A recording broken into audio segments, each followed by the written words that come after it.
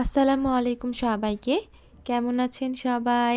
আশা করি সবাই অনেক ভালো আছেন। আমিও আল্লাহর রহমতে অনেক ভালো আছি।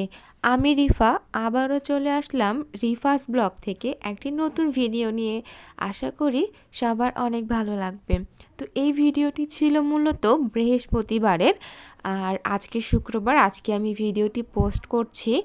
আজ মানে বৃহস্পতিবারের দিন সকাল থেকে দুপুর পর্যন্ত আমি ফ্রি ছিলাম, এই জন্যই আমি ভিডিও করতে পেরেছি। আর বৃহস্পতিবার সকাল থেকে আমি কি করেছি টুকটাক আমি সেটাই ভিডিওতে তুলে ধরেছি।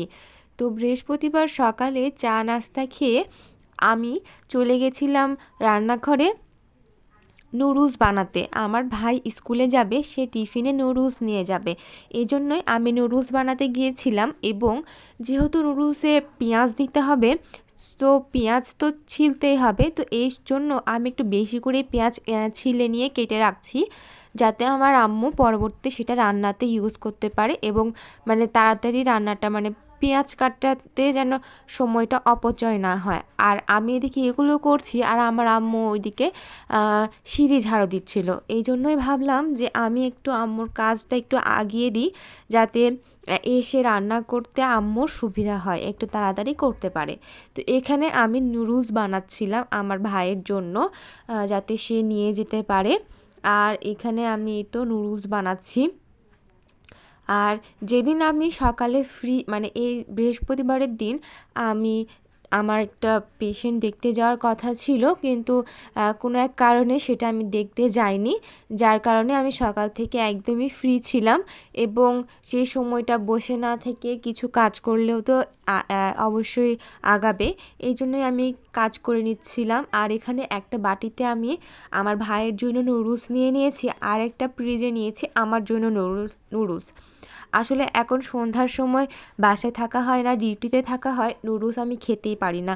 আর নুডলস খেতে আমার ভীষণ পছন্দ, এই জন্যই যখনই নুডলস রান্না হয় অবশ্যই আমার ভাই বা আমার আম্মু যে রান্না করুক না কেন আমার জন্য একটু রেখে দেয়। আর এখানে যেহেতু আমি বানাচ্ছিলাম এই জন্য একটু রেখে দিলাম।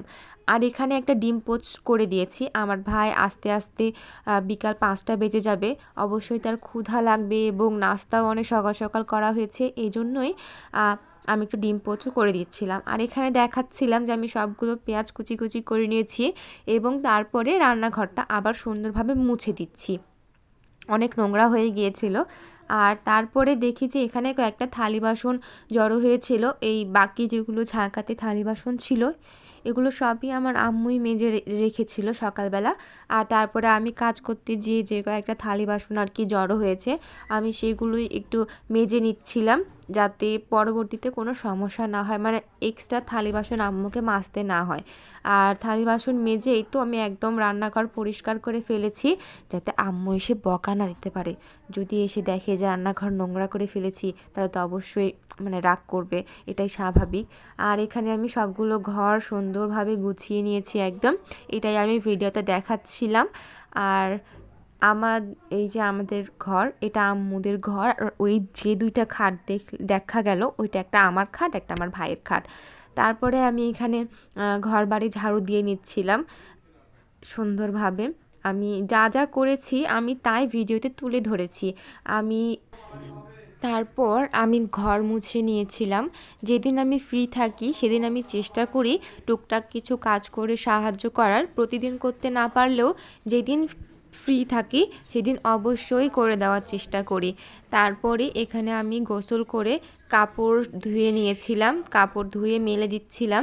আর এখন আমাদের বেলকুনিতে মানে এখন শীত গরম দুইটাতেই আমাদের বেলকুনিতে মাশাআল্লাহ খুব ভালোই রোদ থাকে, এই জন্য কাপড় বেলকুনিতে দিলে সেখানেই শুকিয়ে যায়, এই জন্যই আমি কাপড়গুলো বেলকুনিতে দিচ্ছিলাম, ছাদে আর যাইনি।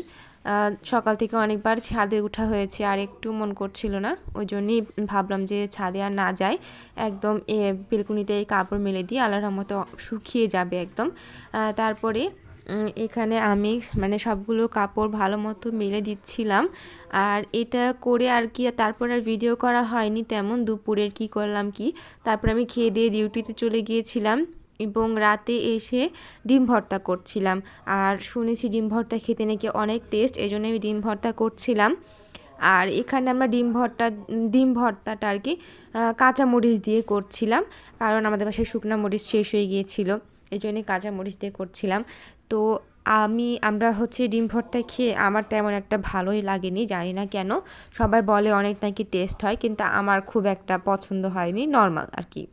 তার থেকে যদি ডিম সিদ্ধ করতাম সেটাই অনেক ভালো হতো। তো যাই হোক, আজকে ভিডিওটা আমার এইটুকুই ছিল। ভালো থাকবেন সবাই, আবারও দেখা হবে। আল্লাহ হাফেজ।